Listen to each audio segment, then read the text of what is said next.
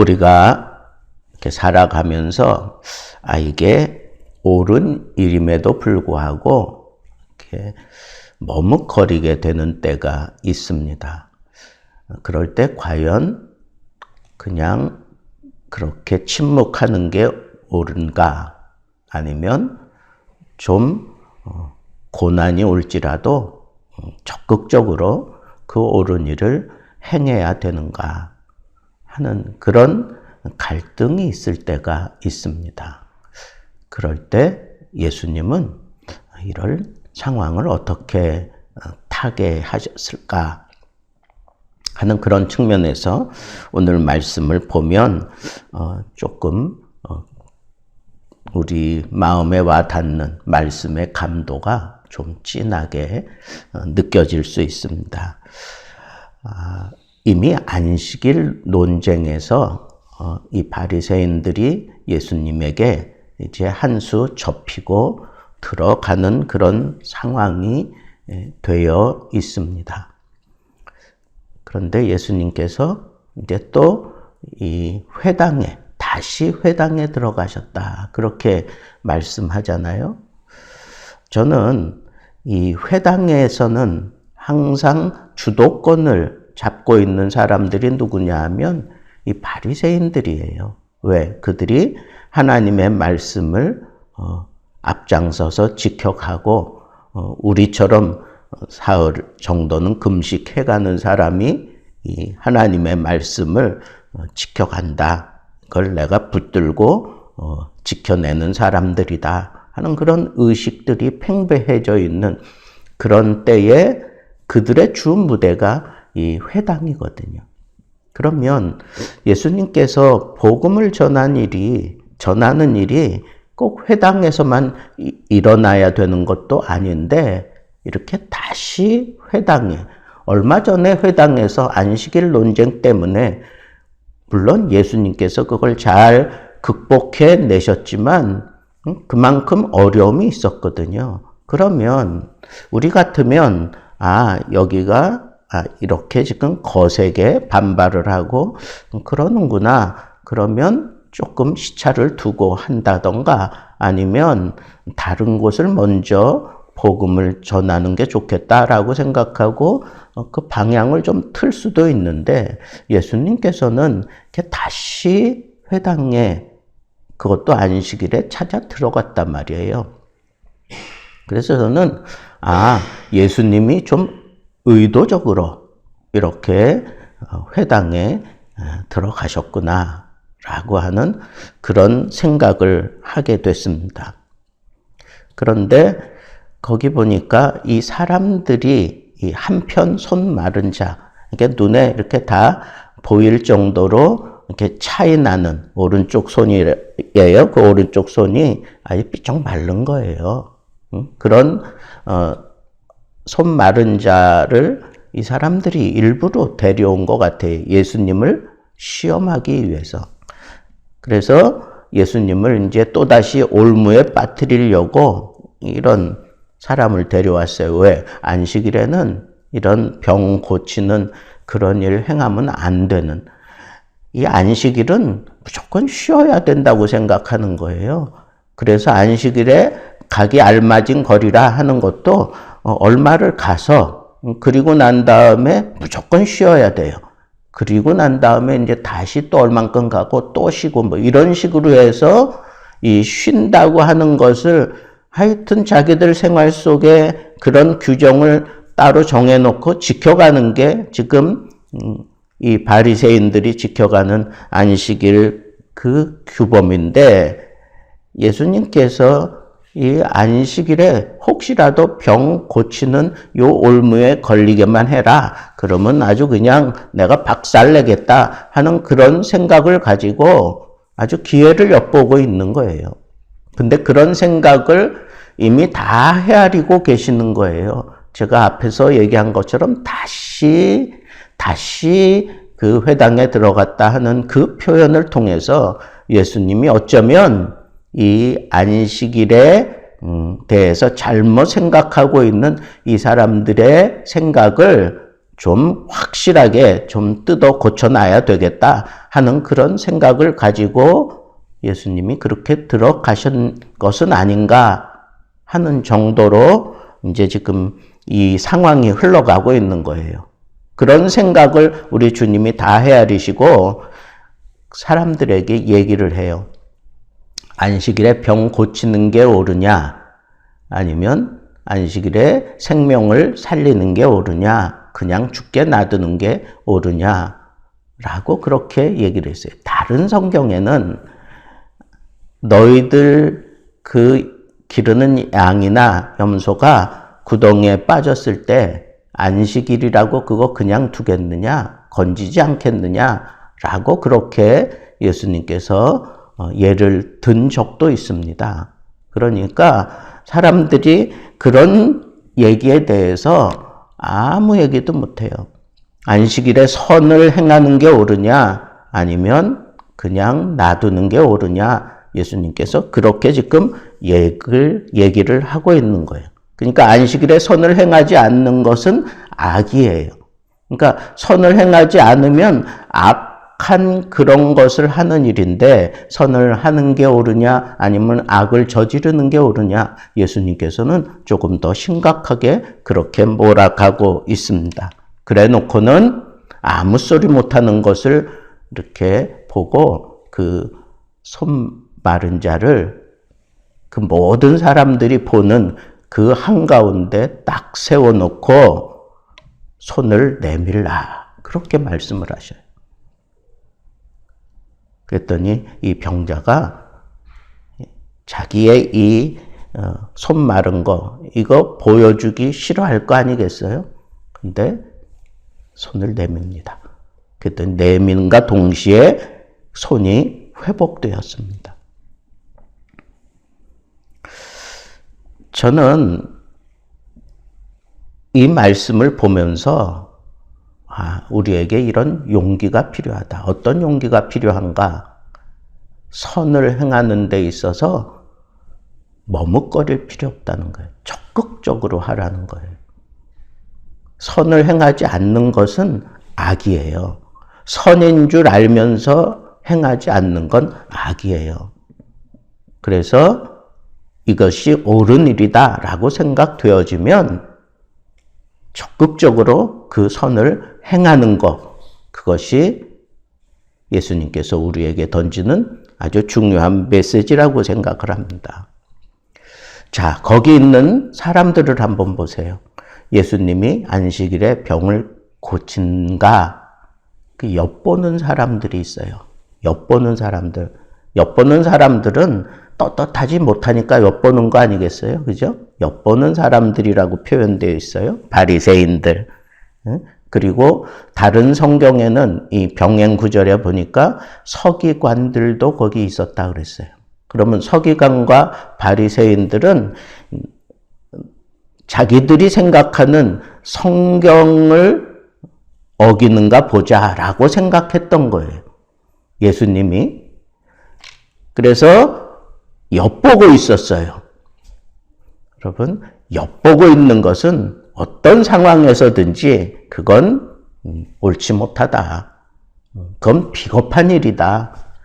또 예수님께서는 그 손 마른 사람을 한가운데 세웠어요. 왜 일부러 그랬겠습니까? 그거는 거기 둘러싸여 있는 모든 사람들, 이 바리새인들, 서기관들의 생각과 뜻을 같이 하고 있는 사람도 그 모든 사람들 가운데 포함되어 있을 거고, 예수님께서 이 상황을 어떻게 지혜롭게 풀어가시나 하는 그런 생각을 하는 사람도 그 모든 사람들 가운데 포함되어 있을 거고, 그런데 저는 그 모든 사람들이 지금 왜 예수님께서 그 모든 사람들 앞에 이 손 마른 자를 한가운데 모든 사람들이 보게 하셨을까? 저는 그런 생각이 들었어요.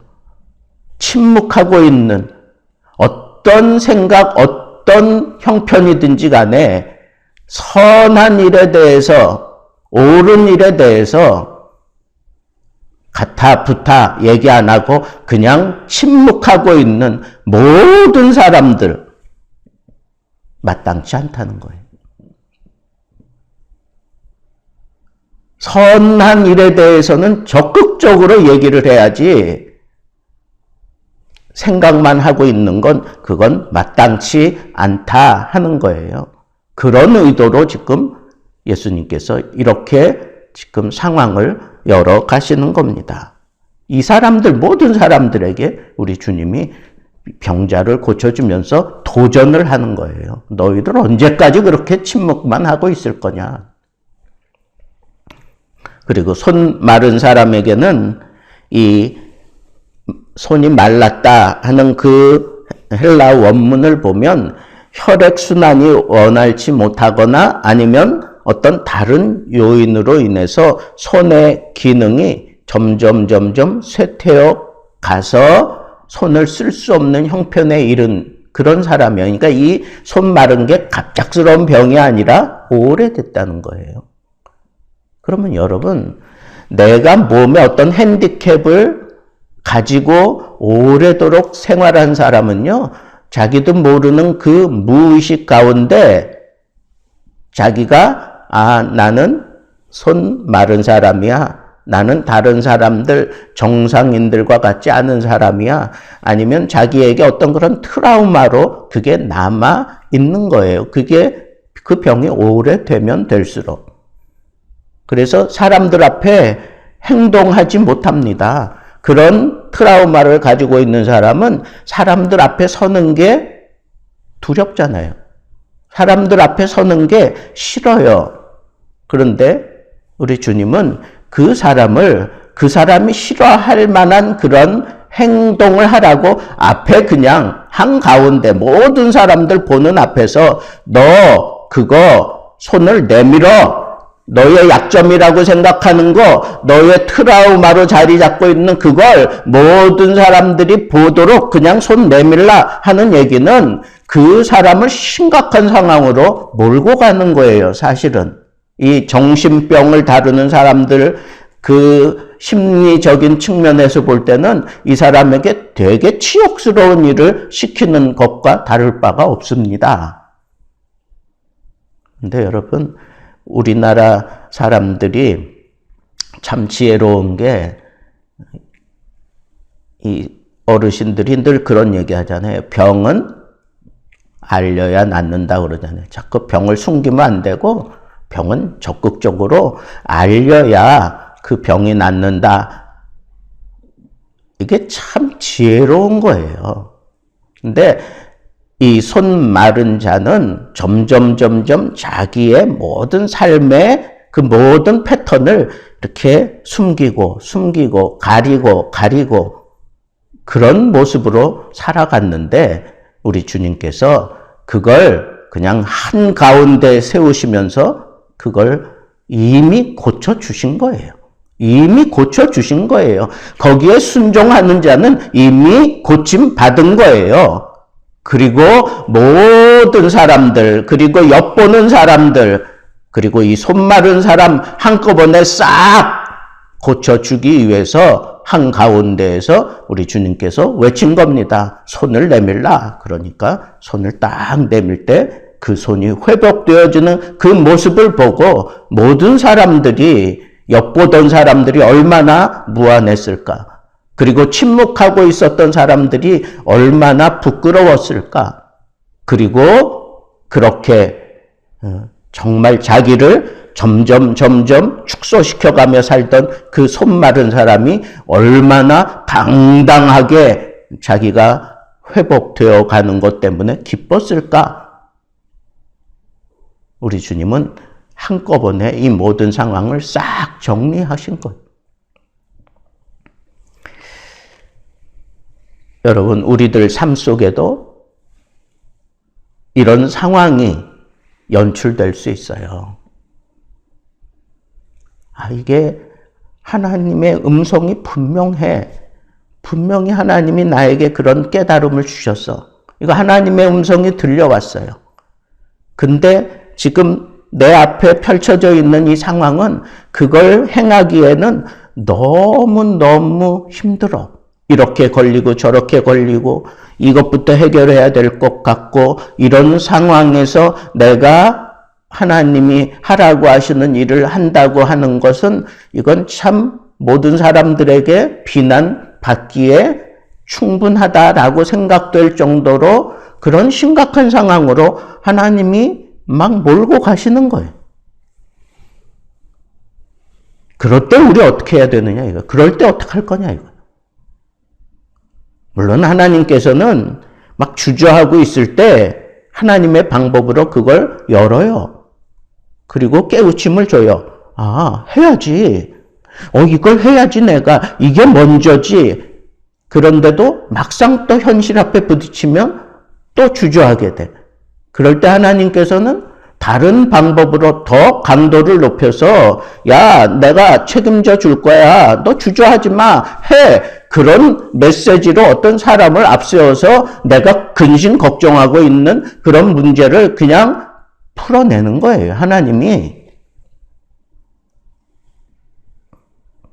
그러면서 깨닫는 거예요. 아, 하나님이 말씀하실 때에는 무조건 순종해야 되는 거구나.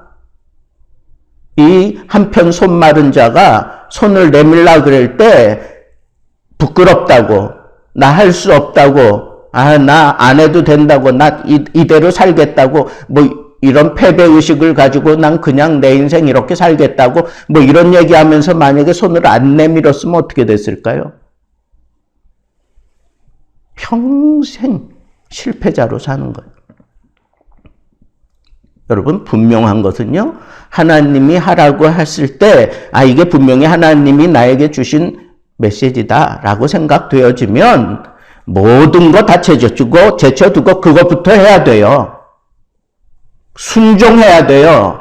순종하면 하나님의 복이 그에게 임할 것이고, 순종하지 않으면 그냥 그 상태 그대로 머물러 있는 게 아니에요. 선을 행하지 않은 것, 악이라 그랬잖아. 여러분, 하나님이 우리에게 말씀하신 것은 순종해야 돼요. 순종하지 않으면 뭐예요? 악이에요. 그건 잘못하는 거예요, 하나님 앞에. 그러니까 여러분, 우리가 영적으로 하나님 앞에 열려있고, 아, 이건 하나님이 나에게 지금 말씀하시는 거야 라고 생각되어지면 그 어떤 어려움이 있고, 그리고 어떤 상황이 내 앞에 펼쳐질 것이 다 예상될지라도 순종하세요. 그게 하나님 앞에 옳은 거예요. 우리 주님은 이 갈등 속에 있었던 많은 모든 사람들에게 아주 강렬한 메시지를 던진 겁니다. 바리새인 그리고 서기관들은 뭐 그렇게 살아도 되지만 우리 주님이 포기할 수 없었던 사람은 모든 사람이었어요. 그 모든 사람 앞에 우리 주님은 놓칠 수 없었어요. 포기할 수 없었어요. 너희 언제까지 거기서 머뭇머뭇거리겠느냐? 순종해라. 순종해라. 오늘 이 말씀 붙들고 여러분, 하나님 앞에 지금 여러분들이 풀어가야 될 그런 숙제가 있거나 하나님의 뜻을 알면서도 행치 않고 있는 그런 생각들이 있거든. 주님 앞에 다 내려놓으세요. 그리고 순종하겠습니다. 주여, 내가 이제 어떻게 하면 좋겠습니까? 말씀하옵소서. 종이 순종하겠나이다. 이런 멋진 응답을 하면서 정말 내 모든 상황 한가운데에서 모든 사람들에게 회복되어지고 그리고 하나님의 뜻을 이루는 그런 하나님의 귀한 메신저로 하나님 앞에 쓰임받을 수 있는 귀한 여러분들의 남은 삶 되기를 우리 주님의 이름으로 축복합니다.